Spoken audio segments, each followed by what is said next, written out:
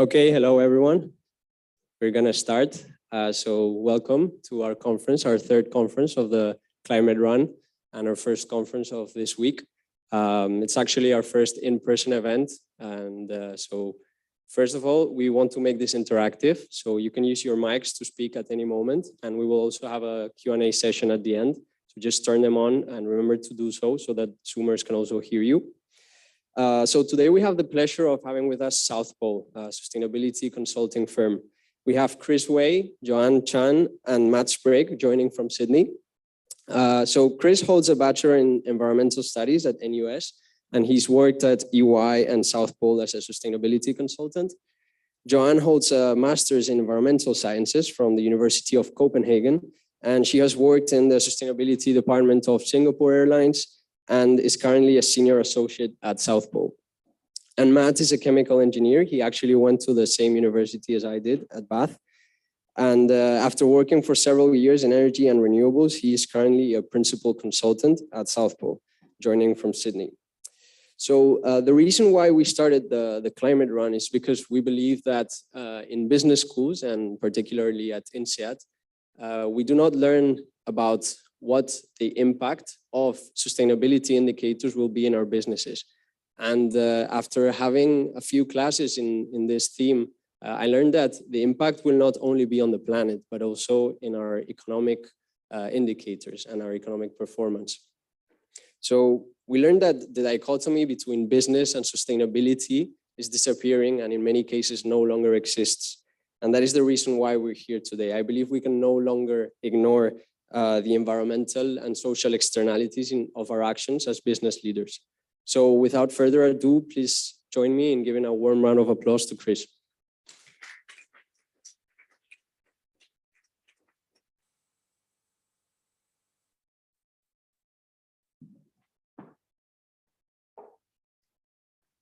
Test. Great. Thank you so much, Nancho, and very nice meeting all of you today. And thanks for giving us this opportunity to present here at INSEAD's inaugural Climate Run in 2022. My name is Chris. I am a business development associate for Asia at Southpole, and I mainly assist with growing our commercial activities within this region and also assisting our clients in APAC along their sustainability and also their climate journey. So as I mentioned, it's really a great pleasure to be here. And we are so glad to interact with you. And we hope that as the business leaders today and tomorrow, you guys will help the planet, transition to a low carbon future. All right. It's not working anymore. Sorry. Just some technical hiccups. Okay, great. So why are we here today? As we all know, climate change is accelerating. Sea level is rising, heat waves are coming, and the icebergs are just melting. As pointed out by IPCC, the Intergovernmental Panel on Climate Change, the scientific evidence is unequivocal. Climate change is a threat to human well-being and the health of the planet. Any further delay in concerted global action will miss a brief and rapidly closing window to secure a livable future. Hence, indeed, in the marathon to fight against climate change, we need to be swift and ambitious enough to hit the net zero goal as soon as possible to avoid the irreversible changes and effects on the planet and also the local communities here. So we will be talking about the what, how, and why net zero for businesses in today's session. And I'm very pleased to introduce our speaker today. So Matt, as mentioned by Nacho, is our principal consultant in the region, and his work is mainly focusing on delivering the greenhouse gas reporting and also developing those decarbonization strategies to enable our clients towards their sustainability and net zero transition. And then we have Joanne here, my colleague in the Singapore team, and yeah, thank you for being here today, Joanne.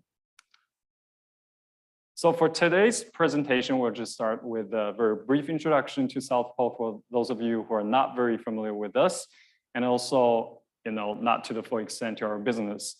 And then Matt will talk about why net zero and why now. He will also introduce some real life examples on how businesses are embarking on the net zero journey.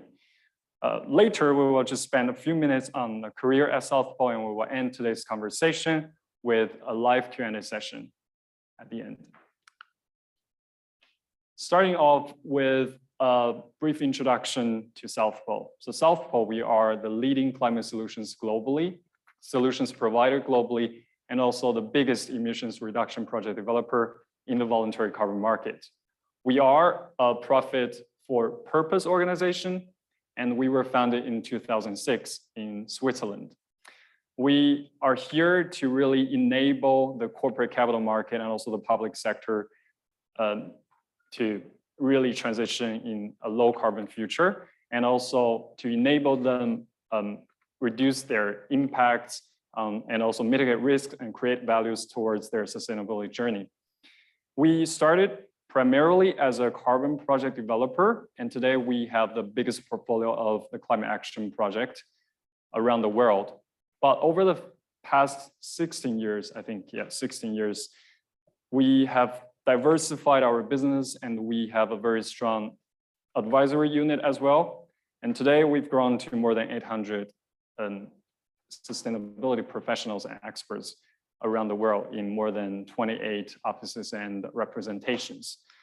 For example, our global reach here, you can see that we have offices in Beijing, in Bangkok, New Delhi, Singapore, and Jakarta in this part of the region. We also have a subsidiary in Vietnam so that we can really enable, or we can accelerate the climate action in this emerging part of the world.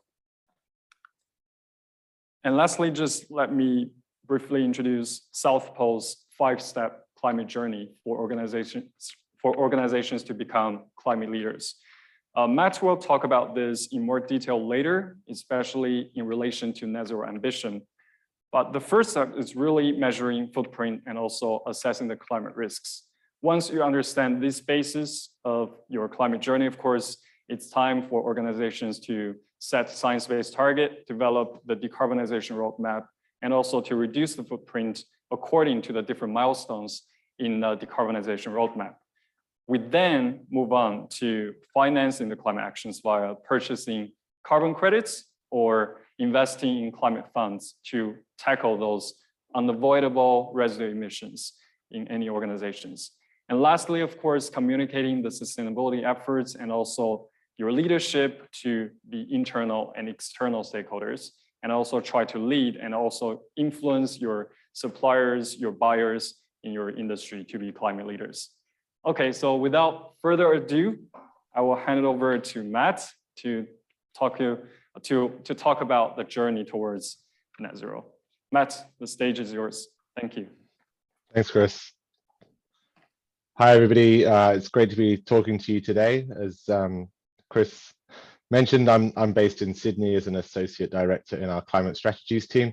So very happy to be talking you through our journey towards net zero. If we could just go on to the next slide, please. Perfect. So there's many reasons why net zero and why now, but really the reason is because everybody's demanding it, from governments, shareholders, business people, employees, and customers. They're all expecting and now demanding that we take real climate action immediately. So 197 countries ratified the Paris Agreement in 2015, and now net zero targets cover half of the global GDP. So we're massively exposed to climate risk at a national and sub-regional level, and businesses are responding to that. At a business level, there's global leaders like Microsoft, Google have integrated climate action in their company strategy, and now we're seeing more and more action across the region. And we'll mention a report we recently worked on with CDP in one of the later slides. Recent surveys have shown that 87% of employees have said that businesses should take a public position on societal issues relevant to their business, and 73% of millennials would spend more on sustainable products. So there's really drivers from the top down and from the bottom up to take that action. Thanks. Next slide. So the benefits of taking action today can yield huge economic gains. So the new climate economy estimated that bold climate action could result in $26 trillion compared to taking no action from today. And the world economy could lose more than 18% of its current GDP by 2048 if it takes no action on climate change. So the impacts are there, they're significant, and they are financial and social. So the other benefits of taking action is that it can drive internal innovation. It supports you to manage your supply chain risks and costs and understanding the impact of climate change through both physical and transitional risks. It helps you get ahead of new regulation. I understand I'm talking to people around the world. Some of your countries may already have carbon taxes implemented, some of which might be being modeled and some of which are maybe a few years away, but it is a changing field in terms of regulation. It can help you identify and take advantage of low carbon opportunities, whether it's a new business line, a new product, or a new market. And it can also help shape your industry. So by being a first mover, you can take advantage of that status and influence future trends. Thank you. So we're seeing huge changes in the number of companies setting net zero targets. There was a massive increase in 2020, which is when the Science-Based Target Initiative's global ambition for net zero was released, the business ambition for 1.5, but we're still seeing many companies coming out now setting those targets. APAC's there, we're on the chart. We're not doing quite as well as the British Isles, but we're tracking quite well, but there's always opportunities to do more. Thanks. So this is the CDP report I just mentioned.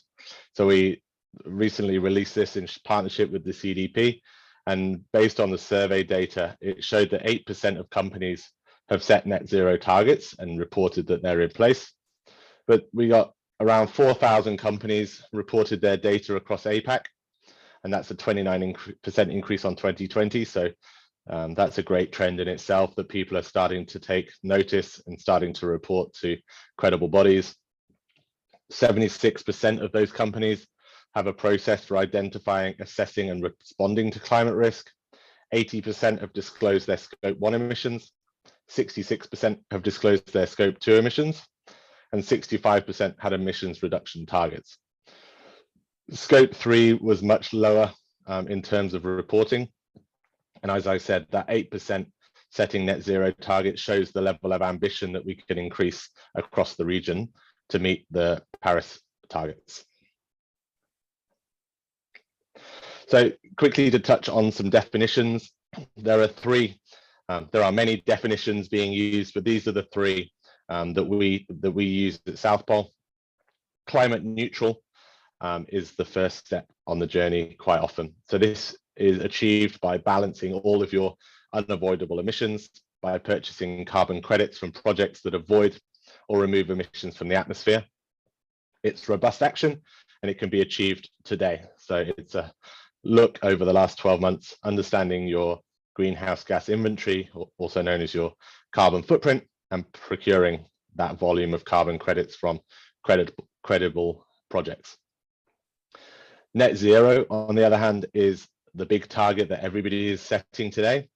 Up to now, there's not been a clear definition, but there has been greater definition of that target from the Science-Based Target Initiatives last year, which said that we need to reduce emissions by 90% from a baseline, and then use carbon removal credits for the residual 10%. And that depends on your sector, but roughly 90-10 split. So removing the residual and unavoidable emissions from your entire supply chain. And then absolute zero is reducing the emissions across your supply chain to zero without using any offsets or balancing of residual emissions. That is a much longer term strategy, and at the moment it's very ambitious and almost impossible to achieve in isolation without working with other businesses. So as I mentioned, those are the three key terms that we typically work with. Climate neutral, as I said, could be achieved today by any organization by purchasing the required number of offsets, whereas net zero is typically 2050 at the latest, but we're seeing more and more ambition around 2030 and 2040. The yellow bar shows your current scenario if you didn't take any climate action at all. So this is your business as usual. There might be some growth, there might be some reduction in emissions through outside influences, but essentially that's your do nothing scenario. From that, we start implementing projects, which ends up at your residual emissions or the gray area. So that might be your renewable energy projects, your energy efficiency projects, for example, or projects across your supply chain. The green bar shows the avoidance projects, so purchasing carbon credits from emission avoidance projects. And the blue area shows the carbon removal projects that take carbon out of the atmosphere. And we call it net zero when the carbon removal meets matches the residual emissions. And then climate positive is also a term that we can do if we go beyond net zero. Thanks, Chris. So as Chris mentioned, this is our 5-step climate journey to net zero. We'll touch on each one of these 5 points in the next 15 minutes. So just as a high-level run through, but very happy to answer any more specific questions later on. So initially we've got measure your footprint. So this is where we do the greenhouse gas accounting. So we have a 4-step process. So we define the scope. There's different ways to understand an organization, how to set a boundary and make sure that we have the emission sources that we need to account. We then go and collect all the data from the businesses. We use global emissions factors to work out the greenhouse gas emissions from different activities.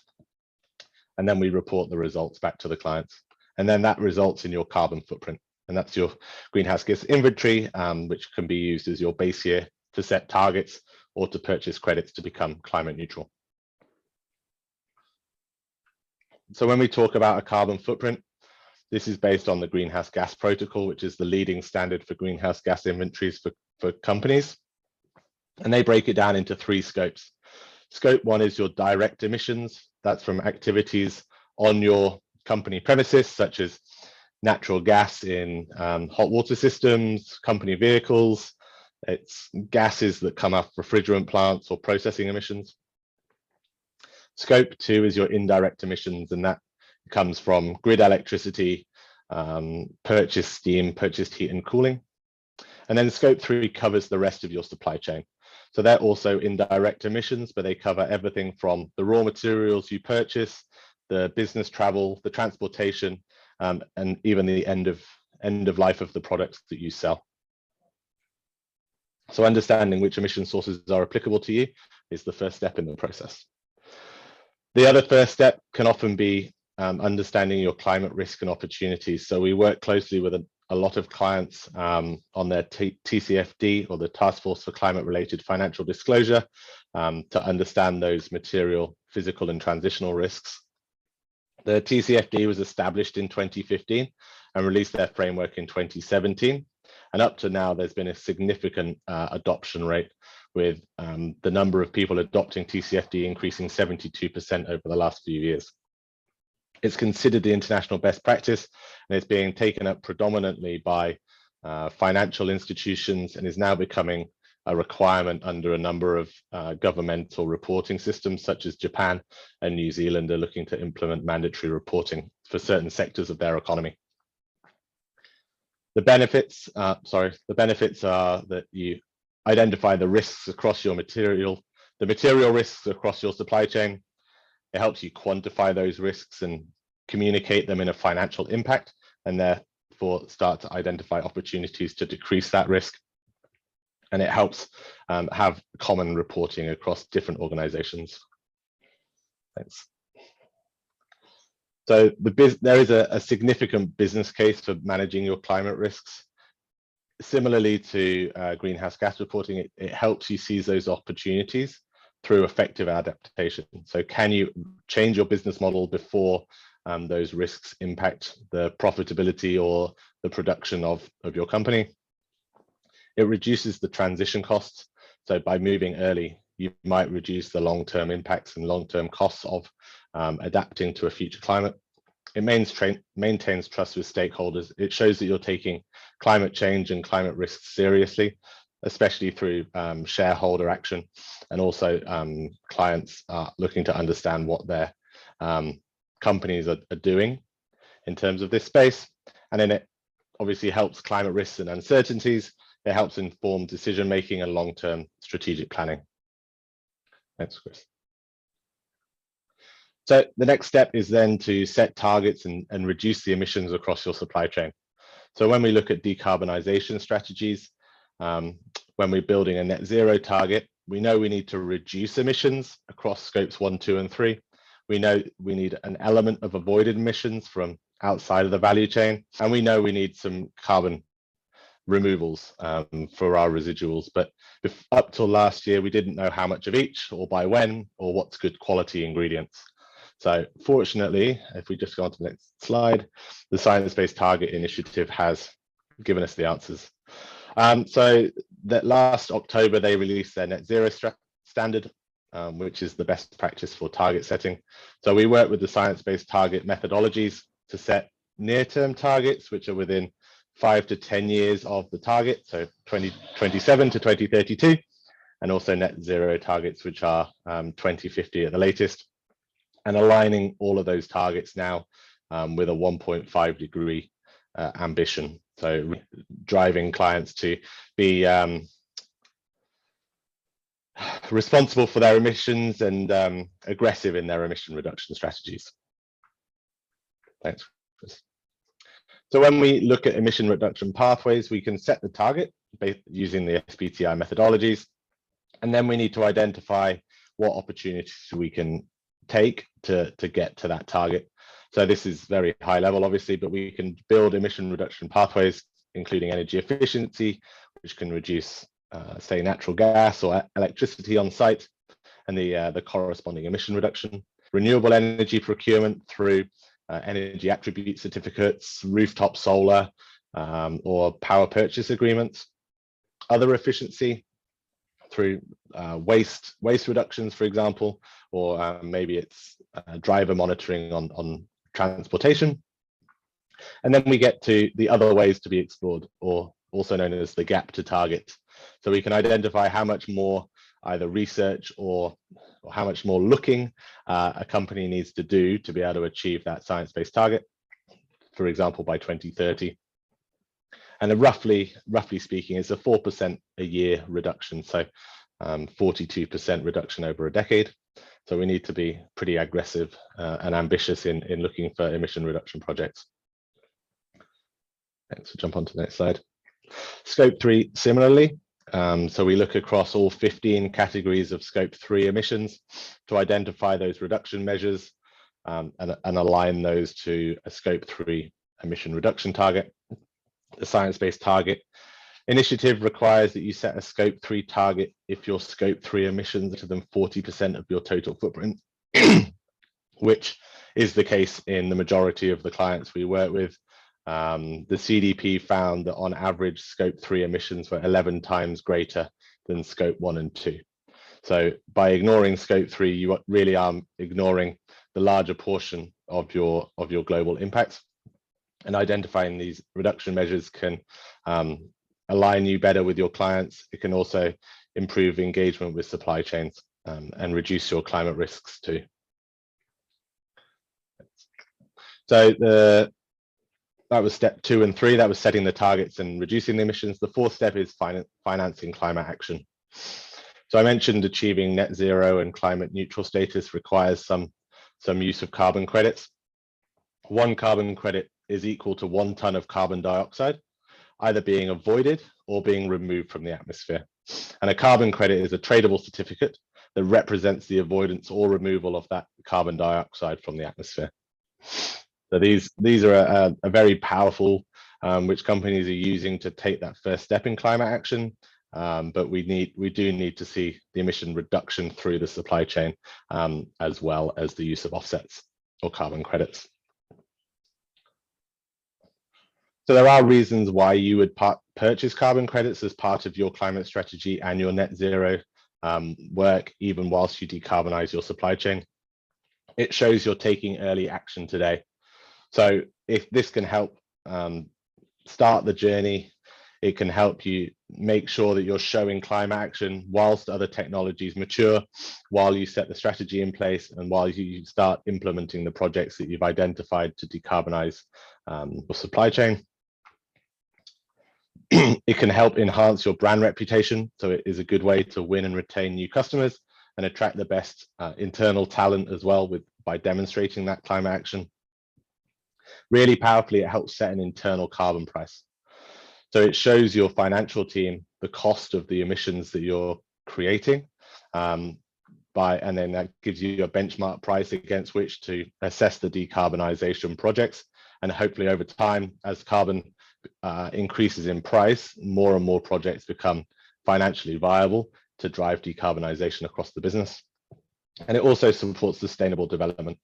So by investing in carbon credits outside of your value chain, you can support other sustainable development goals, such as biodiversity or a just transition, as well as social benefits with the projects on the ground. And it gives you a transparent and measurable approach. So Southpole is, as Chris said, one of the largest voluntary carbon developers in the world. We've got over 900 climate action projects, and this is just a snapshot showing you that we have projects in most countries in the world, and have a lot of experience in this space. And then the final step is then communicating your climate action. So this is often the last step, but it's by no means the least important, and it is often done in parallel with all the other 4 steps as you go along the journey. So there are lots more scrutiny on corporate climate communications and claims, and I'm sure you've seen in the news around carbon credits, around people claiming net zero or climate neutral. There is a lot more scrutiny, and it's important to get the communication right. Governments are setting tougher requirements on disclosure around voluntary corporate climate claims, including carbon neutrality. France being an example, where incorrectly claiming climate or carbon neutrality is now an offence under French law. Civil society and NGOs have voiced their concerns about carbon neutral claims, and they want to make sure that companies are disclosing the full scope of activities that go into those claims. As this is a voluntary standard, there aren't that robust, and it is on an honesty basis around some of these claims at the moment, which is giving some concern to NGOs. Corporate reporting, so the SBTI, ISO carbon neutrality protocols are helping guide companies on how to set targets, and notably around net zero, so that's a big step forward. And by following those principles, it allows companies to set a very robust and easily communicated target. And also consumers and investors, they want clarity around environmental impacts, but they also want to know the credentials of the company's products and services. They want to know that transparency and making sure that the company that is reporting honestly and completely. So credible communication must build on a foundation of real climate action. So it is the tip of the iceberg, and it communicates all of the hard work that's going on under the water. So at the bottom of the iceberg, we've got the solid foundation of real climate action across direct and indirect operations.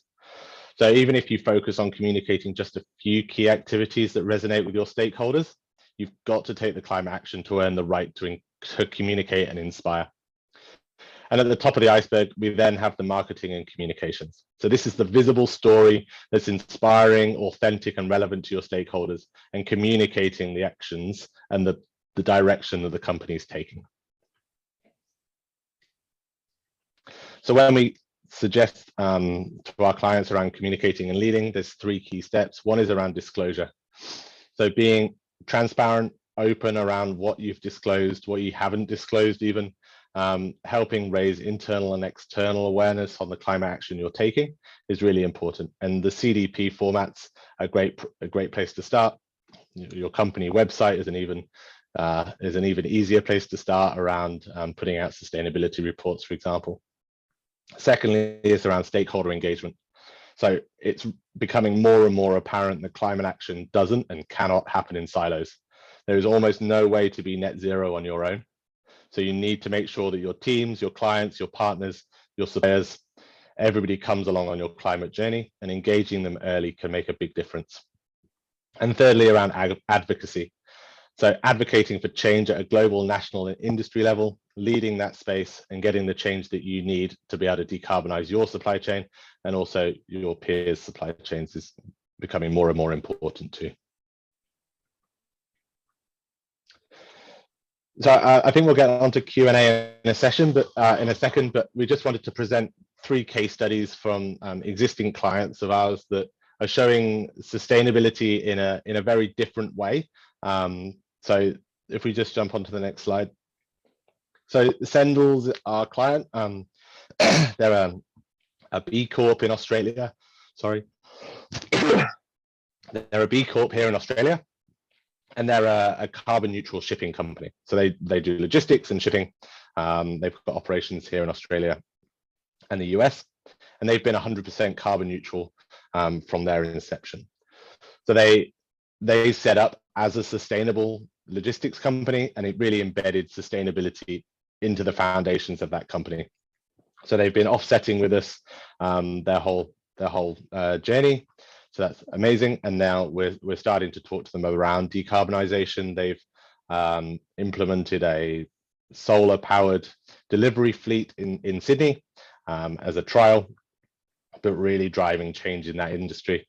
They challenged Australia Post to become carbon neutral a few years ago, and amazingly, Australia Post took up that challenge and is now carbon neutral because Sendel are demanding that change really.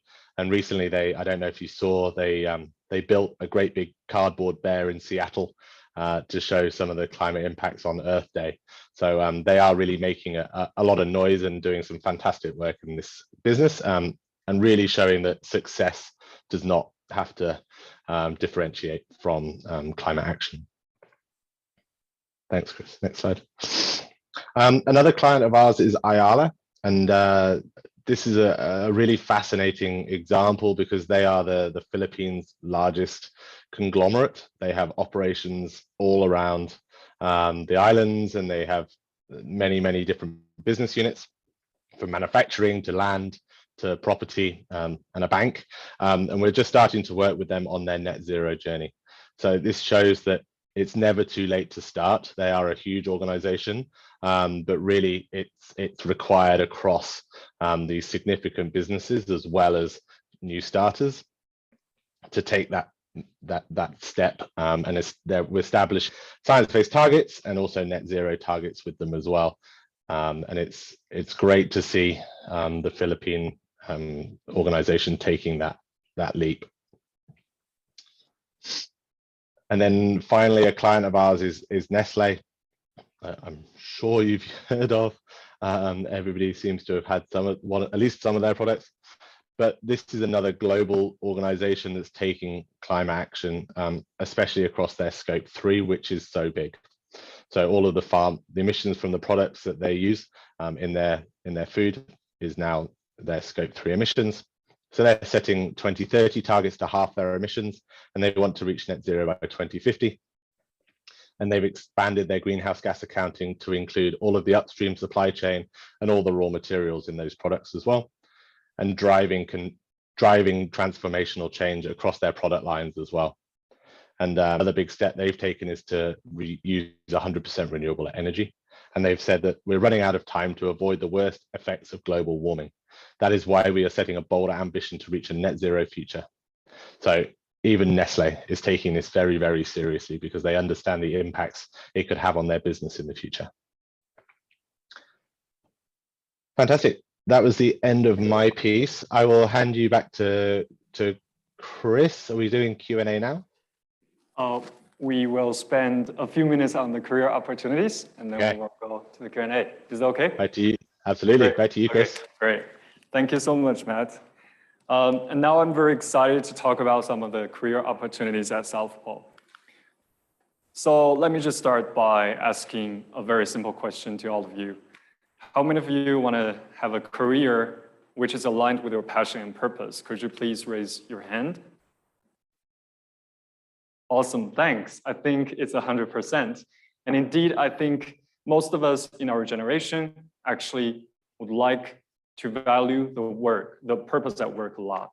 And let me just start with my personal story. I graduated as an environmental studies student, and I started my career as a sustainability consultant auditor back in 2019 in another company. And then while I was really doing those general greenhouse gas verification reports and also the sustainability reports for compliance-based companies, I really feel that I did not fulfill my purpose to fight against climate change. So I made a move, and luckily I landed a career at Southpole. I firmly believe that I am really making a change, a positive change to the planet with a group of like-minded and passionate colleagues together.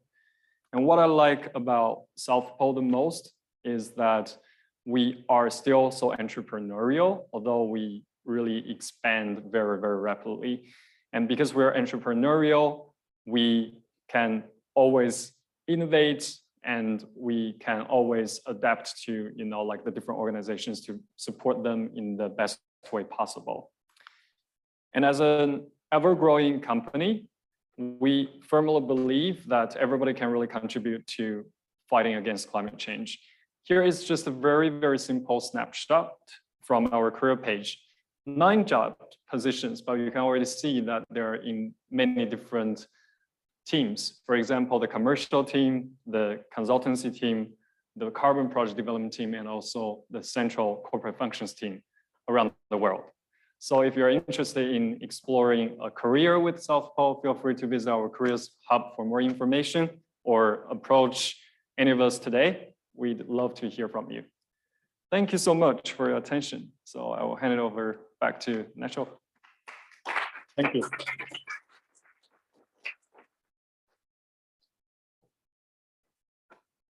Thank you, Chris. So now we're just going to leave the floor open to any questions you may have. Chris, if you want to join me on the stage for that. Yeah. John, do you want to? So, but during the presentation, I had a question that came to mind, right? When we initially started the climate run, we positioned the climate run, the charity run itself, as a way to offset emissions, and the donations would be to offsetting. But we had to pivot and donate towards nature-based solutions because we realized that offsetting does not have a good, many people don't support the offsetting part. So I would like to know, what is your view on offsetting, and why do you think it has generated this negative idea? That's a very broad question, but it's a very good question as well. So I think I can start, and then Matt, probably you can add. So from my perspective, I think for carbon credits is the carbon offsetting that you're referring to. Why Southpole is really into this business, I think especially for a few ETH Zurich graduates, environmental graduates who started the business, is that they found this is the only quantifiable and realistic way to really mitigate climate change, because 1 carbon credit, as Matt just introduced, represents 1 ton of carbon emissions avoided or removed from the atmosphere. So it's really quantifiable. So when companies, they support these carbon projects, they can, show to the world that, hey, this is really what we did. But so if we switch to other models, perhaps they have flaws as well. For example, if you're saying tree planting, but probably you're just planting the tree and you never ensure the permanence in those different parks or in those different natural areas. So you can never prove that they will be there and then absorb the emissions. But when you want to qualify for the carbon projects, you have to prove that the project will be additional. So it's different from business as usual case. It needs carbon financing to operate successfully. And also at the same time, it needs to be permanent, verifiable, measurable, and so on. So there are a lot of principles developed by ICROA. So basically it's the alliance which stands for the best practices. And Southpole's projects are all aligned with all of those principles.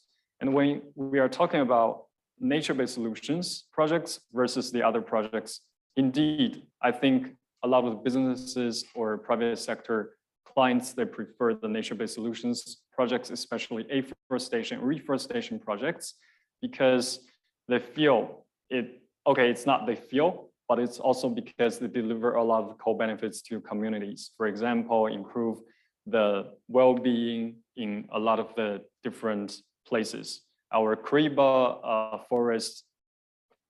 project in Zimbabwe really delivers a lot of the co-benefits to community, but also protecting the biodiversity. When it compares with the other renewable energy projects, they are kind of losing their additionality today because we know that they're reaching the pricing parity with the fossil fuels. So I think that's where the negative perception is from. But I think what people need to realize is that for those renewable energy projects, when they registered as a carbon project, they also need to prove that they need the financing to really support their operation over the next 5 years or 10 years. So I think that's the part that people didn't really fully capture. And also these days, the leading standards, they are no longer accepting the new renewable energy projects. I think I'll pause it here first. And Matt, any additions to that? Yeah, I think that was a really good summary, Chris. I think it's important to differentiate the difference between nature-based solutions and carbon removal credits. So we can have carbon removals from technological projects such as direct air capture, which have the same impact as tree planting, which removes the carbon through a natural process. They each have their benefits, they both have their disadvantages. So really when buying carbon credits, it's more important to understand, as Chris said, the robustness of the methodology, the additionality, the transparency. I think they've got a lot of bad press from two angles. One is people don't carbon credits, so they'll find any reason to write a story, and often they're basing this on an old project which might not meet modern standards. And the other way is by people that are over claiming and incorrectly claiming the impact that they're having through the use of carbon credits. Oil and gas companies being a prime example, and I saw a question in the chat that we might just touch on. So claiming that your oil and gas doesn't have an impact on the planet because you've bought some credits. People like Greenpeace are rightly getting up in arms about those types of claims. So I think understanding the carbon credits you're purchasing, the co-benefits that go alongside those, and also for what you can and you cannot claim is really, really important. And I think they are not the answer to climate change. They are one of the mechanisms that we have to speed up the transition. But I think they need to be included in all of the other actions that are going on. Okay, thanks to both of you for the thorough answer. We have some questions from the audience here. So Augusta, if you want to. It's a super quick question, and I think it's a very clear answer and is a very helpful one. I guess as a follow-up, the question would be, is that backlash more theoretical? Like, obviously you'll see on like quote unquote, environmentalist blogs like, oh, these are the worst things ever. In practice, do you actually see that backlash towards some of your clients? Like if they do purchase those credits, are they kind of hit with this is greenwashing, or in practice, do people see it as, oh, this is a great first step, let's see what they do next? I think, yeah, maybe a little bit of both. Again, it depends on the robustness of the article or the counterclaim. So I think there are companies that are like, no, we've been completely honest about what we're claiming. We know this. Yeah, this is the first step. And it is a little bit around sort of, no, this was the first step. This is what we're going to do next anyway. You definitely get people getting accused of greenwashing. It's more in Asia, that's not so much what we see. We see more of that in Europe around greenwashing claims, but in Asia, it's not so much of a big issue. For some reason, maybe we're just maybe a couple of years behind the Europeans, and we'll get there. yeah, I think it's different for each business, but I think most of the time, if you buy credible offsets, it's a positive story. Okay, cool, thank you. Yeah, and also, sorry, hello. Okay, Yeah. and also to add to that, I think Southpole stance is always, for companies, the carbon offsetting is just an intermediate solution, and it should be on top of the real emissions reduction measures and strategy in place. So what we really advise our clients to do is that they have to disclose very transparently, and when they do carbon offsetting, they also have to communicate that they have a long-term decarbonization strategy in place, and they will act according to all of those milestones. So if you are being very honest, very transparent, acknowledge all of your limitations in your decarbonization now, I guess the press should be more positive than from the negative side. Because I think why carbon offsetting faces the criticisms is because some of the companies, they only do carbon offsetting. They don't do anything else. And yeah, people will get pissed off. So yeah, that's the reality.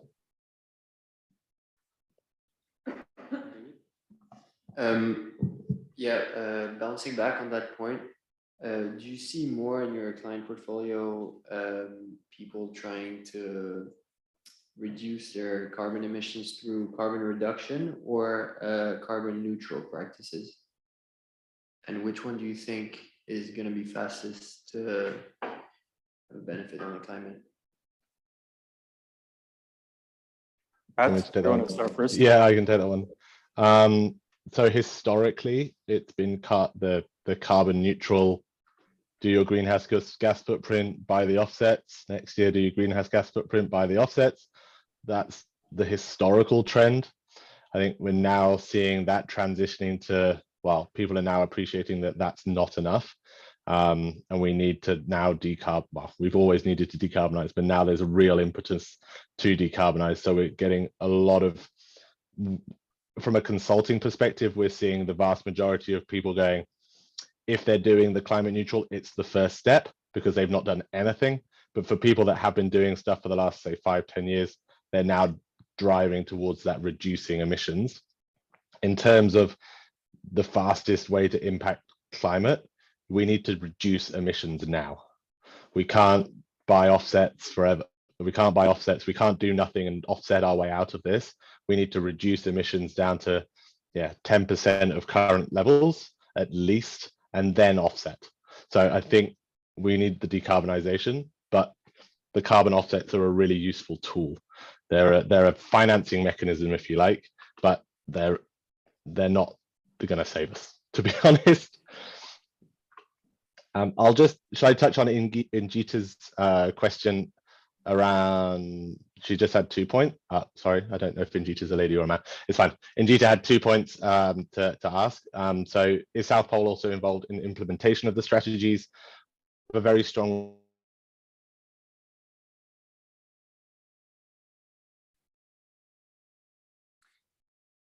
Sorry, Matt, we lost you there. Maybe Chris, you want to continue on that? Yeah, okay. So I can just tackle this while we're reconnecting to Matt. So is Southpole also involved in implementation of the strategies with the clients? Matt, are you back? Can you hear me? Yeah, you're back. Okay. Okay, great. Yeah, go ahead. I was saying our renewable energies team can help implement renewable energy strategies. Our carbon team can help implement carbon credit strategies. At the moment, we don't have an offering around emission reduction projects. I think that is a space we're looking to work on, but not currently. And we're looking to grow partners in that space as well. And then from an oil and gas company to achieve its net zero strategy, there's no real credible way for an oil and gas company to reach net zero whilst extracting oil and gas. So the ways that Shell, BP and the like can achieve a net zero is to become a renewable energy company, is to become a hydrogen company, a renewable hydrogen company. So I think all of the transitional from oil and gas, especially because 90% of oil and gas net zero targets exclude the use of the oil and gas, which is where 95% of the emissions come from. are meaningless without incorporating scope 3 emissions. We have another question from Zoom by Jamie. Hello. Thank you for the presentation. I very much appreciate all the knowledge that you've given regarding carbon. I think on my end, I have two kinds of questions that I'm currently thinking about. One is regarding, much of the presentation has been discussing carbon emissions, and understandably that is the current biggest issue that we are facing. But obviously, in backlash to some of the new technology that is coming out regarding carbon solutions, so solar panels and wind energy, there is a lot of backlash regarding waste,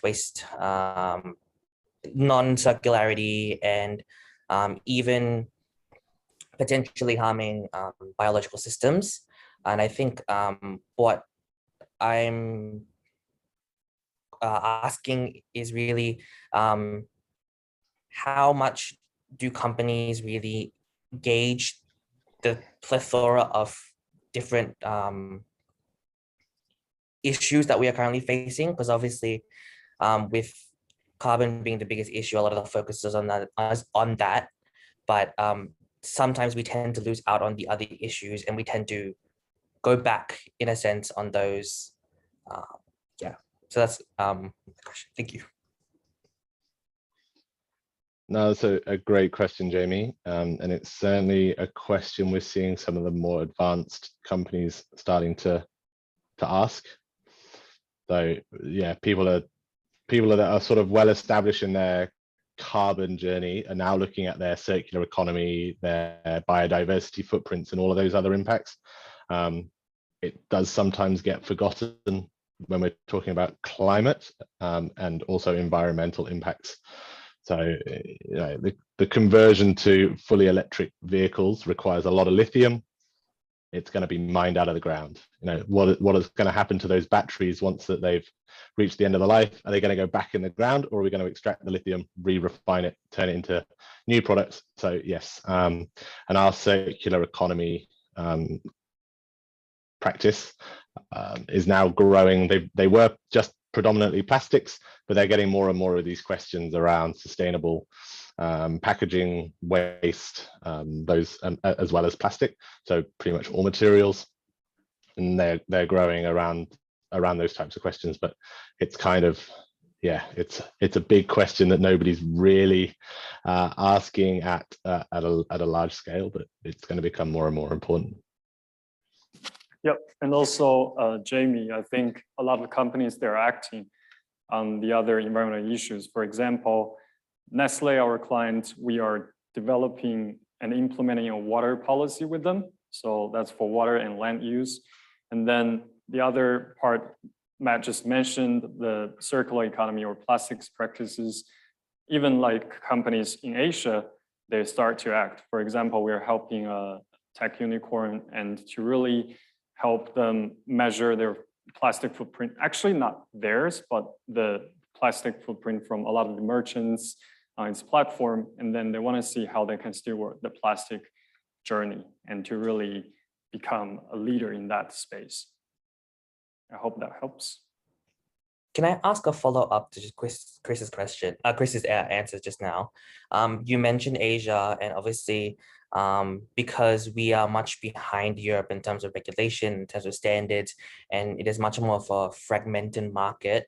And I guess also the concerns are very much different, as many developing nations encompass the APEC region. There are obviously a lot more concerns about the social side as well as the environmental side. We see many individuals who are dealing with poverty, and obviously with poverty, there is less concerns and less space to think about the environmental and kind of large scale ideas when food security and pollution is very evident in their homes.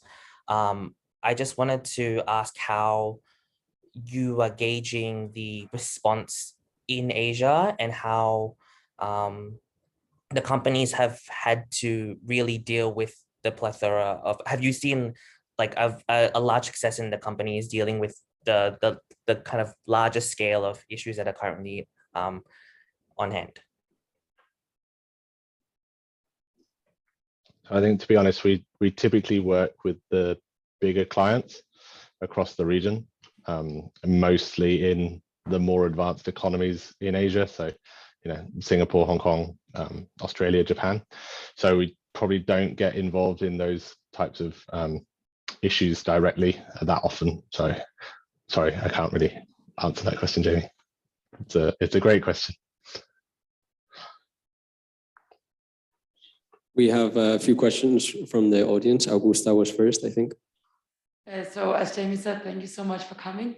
My question is quite specific into the information that you shared earlier in the presentation, that the bold action can yield a direct economic gain by 26 trillion.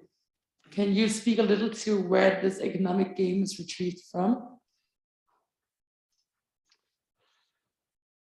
Let me find it. It's very slide 9, very specific. Yeah. So I'm sorry. It was such a bold statement. I was like super impressed, and it's really cool to know. Well, nice. I think it sort of it considers all of the risks and opportunities we have. Can you hear me, Chris? Yeah. Yeah. So it's look at all. It's considering it's an economic. It's an economist, right? So it's 10. I'm sorry. That's it. Yeah. So it's looking at it's an economist looking at the new sort of market opportunities we've got, and also to the impacts of risk on industry as well. So if we do nothing, what will a 0.1 degree temperature rise, what impact will that have on floods, fires, bushfires, cyclones, tornadoes? What impact does a slight change in global warming have on business as usual from a loss perspective? We've had the last couple of years in Australia, we've had huge bushfires, we've had huge floods. So it was fires 2 years ago, it's floods this year, and the severity and frequency are increasing. So another 0.1 degree in the next decade, it will only get worse, so the damage will increase. So it's looking at it from that perspective. It's also looking at it from a new markets opportunity. So, what opportunity is there around green hydrogen, green steel, exporting solar from Northern Australia to Singapore? These huge sort of opportunities that are presenting itself in a low carbon economy, and considering it from both angles, I believe. Okay, so the top one is mostly related to green energy companies and the economic value that they could contribute with. Just an example being the green energy companies, but across the board, what are the new sustainable products? What's the market for bioplastics? What's the market for sustainable packaging? All of these types of things go into, I assume, a massively complex economics input-output model, and come up with a number. Okay, thank you very much for your answer. Okay, Bhaskar. Thank you, Matt, for the really informative session. So I just had a more big picture question. So I think, especially in the APAC region, the vast majority of businesses don't probably do, sort of carbon neutral or anything on the climate change front, just because they can't bear the cost.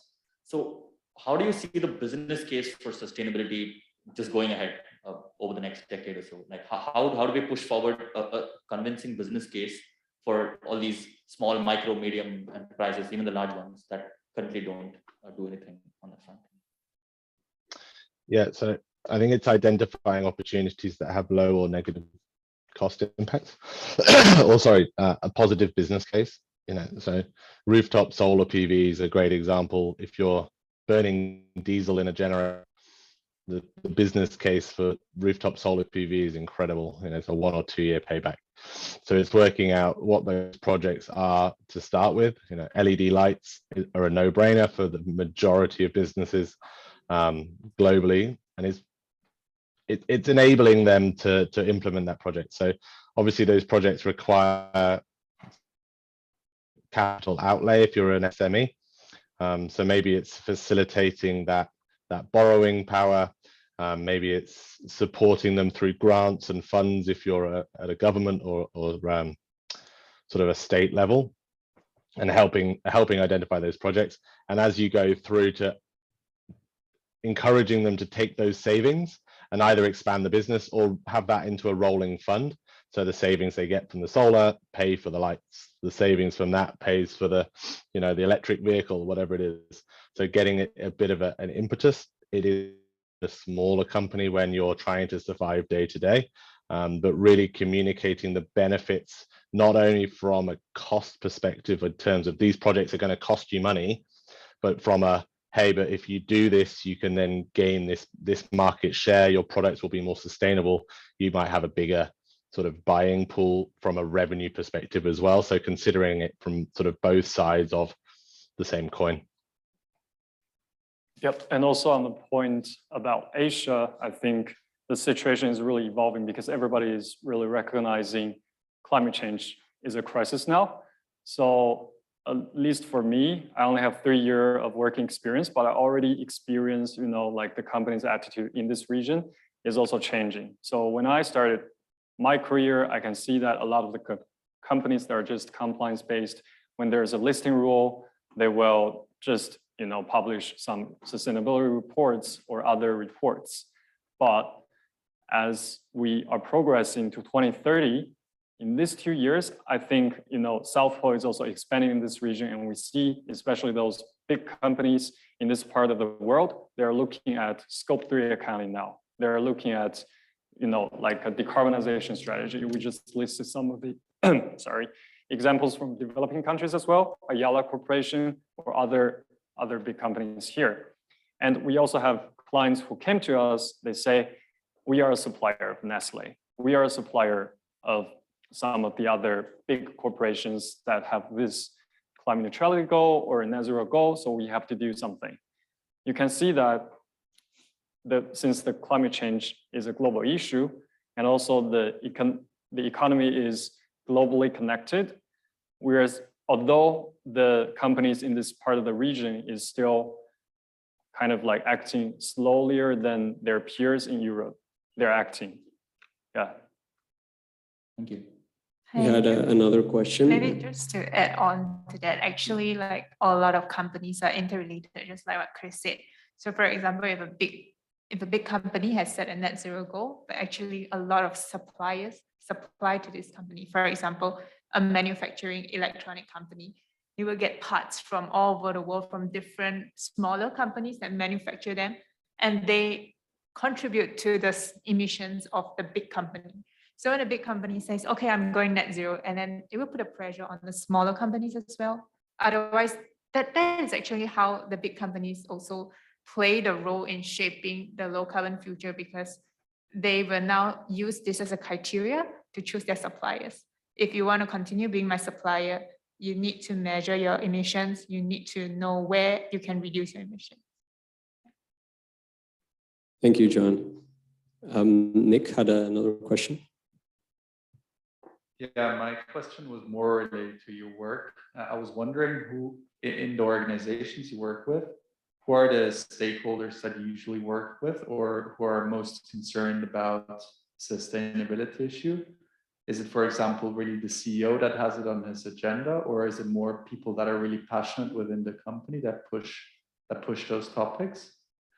And then secondly, do you usually engage on your projects in like the full project, so like from measuring, assessing, and implementing the carbon projects, or is it usually only one of those parts that you do within one project? So I can answer the first half of that one. We typically work with either the sustainability function. If they have a sustainability team, we often work with, say, the CEO is involved. The CFO is obviously keen to understand some of the costs and the impacts on the business as well. And then for larger organizations, they have more of a sustainability team. And it's also the reporting team as well. So they quite often take the sustainability function if there isn't a sustainability team.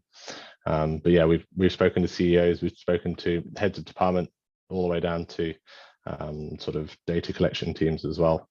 Procurement and finance are often really good people to include in those conversations, because a lot of the data will come from their systems. So they're good people to take on the journey too.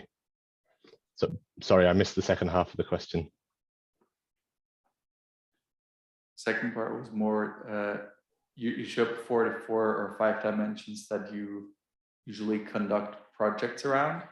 Is it usually that clients engage you for all of those 4 dimensions within one project? Or is it that currently at the moment, most companies are still at stage 1 and that there is only a slow shift towards like the later stages of actually implementing?